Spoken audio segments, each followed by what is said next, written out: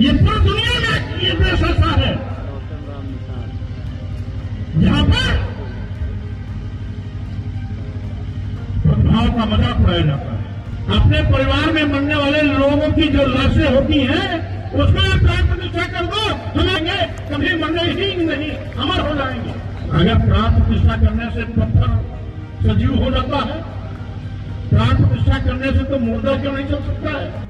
अपने बयानों से अक्सर कोई न कोई विवाद खड़ा कर देने वाले समाजवादी पार्टी के राष्ट्रीय महासचिव स्वामी प्रसाद मौर्य एक बार फिर अपनी बयानबाजी के चलते सुर्खियों में आ गए हैं और इस बार मुद्दा है अयोध्या में भगवान राम लला की प्राण प्रतिष्ठा का। एक तरफ राम नगरी में सदियों लंबे संघर्ष और प्रतीक्षा के बाद भगवान राम लला की प्राण प्रतिष्ठा से पूरा देश राममय है, तो वहीं स्वामी प्रसाद ने प्राण प्रतिष्ठा कार्यक्रम को जनता के बुनियादी सवालों से ध्यान हटाने के लिए भाजपा का पाखंड बताते हुए एक नए बखेड़े को जन्म दे दिया है। मौका था गाजीपुर के लंका मैदान में आयोजित कर्पूरी ठाकुर सेना के तत्वावधान में जननायक कर्पूरी ठाकुर के शताब्दी वर्ष जयंती समारोह का, जहां बतौर मुख्य अतिथि पहुंचे समाजवादी पार्टी के राष्ट्रीय महासचिव स्वामी प्रसाद मौर्य ने अपने भाषण के दौरान ये बातें कही। उन्होंने भगवान राम की मूर्ति की प्राण प्रतिष्ठा पर सवाल उठाते हुए कहा कि अगर प्राण प्रतिष्ठा कर देने से पत्थर सजीव हो सकता है तो फिर मुर्दे क्यों नहीं चल सकते। स्वामी प्रसाद ने कहा कि ये सब पाखंड, ढोंग और आडंबर है। वैसे भी जो खुद भगवान है, जो सबका कल्याण करता है,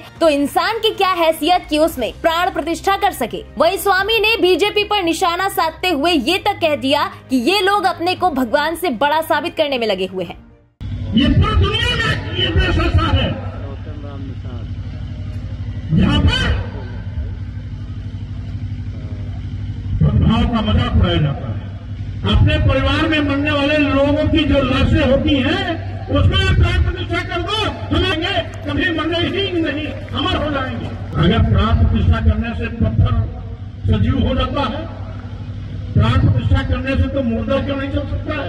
यहाँ पर पाखंड है, ढोंग है, आडंबर है। और वैसे भी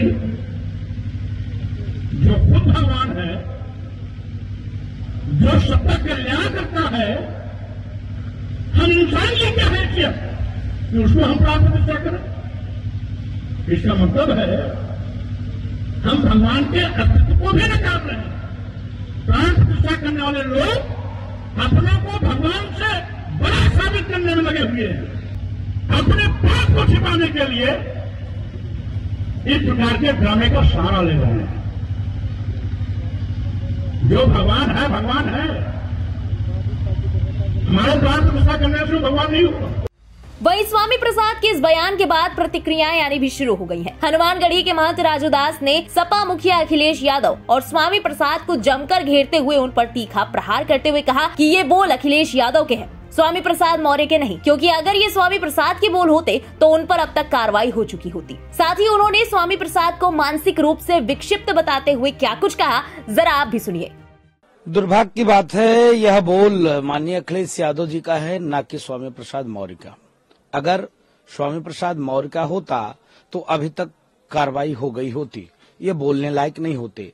शुद्ध रूप से बौखला गए हैं अखिलेश यादव जी, और स्वामी प्रसाद मौर्य मानसिक रूप से विक्षिप्त हो चुका है, वो मनोरोगी हो चुका है, वो पागल हो चुका है। उसका सिर्फ एक ही दवा है, इस गदा से उसका मुंह तोड़ देना, बस, और कोई दवा उसके पास अब नहीं बचा है।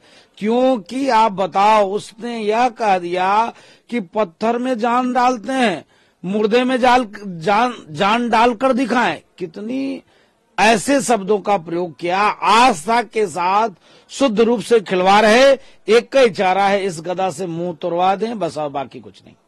हालांकि ये कोई पहली बार नहीं है जब स्वामी प्रसाद ने ऐसा बयान दिया हो। इससे पहले भी स्वामी प्रसाद कभी सनातन, कभी मानस, कभी साधु संतों तो कभी ब्राह्मणों को लेकर अनर्गल बयानबाजी कर आलोचना का शिकार होते आए हैं। कई बार उन्हें प्रत्यक्ष अप्रत्यक्ष रूप से पार्टी की ओर से भी ऐसी बयानबाजी करने से परहेज करने की सलाह दी गई, लेकिन स्वामी प्रसाद मौर्य पर इन चीजों का कुछ खास असर पड़ता नहीं दिख रहा। बहरहाल, जहाँ एक तरफ देश ही नहीं बल्कि दुनिया भर के कोने कोने में अपने इष्ट प्रभु राम लला को अपने भव्य मंदिर में विराजमान देखकर राम भक्तों में खासा उत्साह है, तो वहीं इस पर राजनीति अभी भी रुकने का नाम नहीं ले रही। ऐसे में देखना होगा कि स्वामी प्रसाद मौर्य के इस ताजा बयान के बाद अब इस पर और क्या प्रतिक्रियाएं सामने आती है। फिलहाल इस पूरी खबर पर आपका क्या कहना है, कमेंट में लिखकर जरूर बताएं। बने रहे इंडिया पब्लिक खबर के साथ। यूट्यूब चैनल को सब्सक्राइब करें और बेल आइकन दबाना बिल्कुल ना भूलें।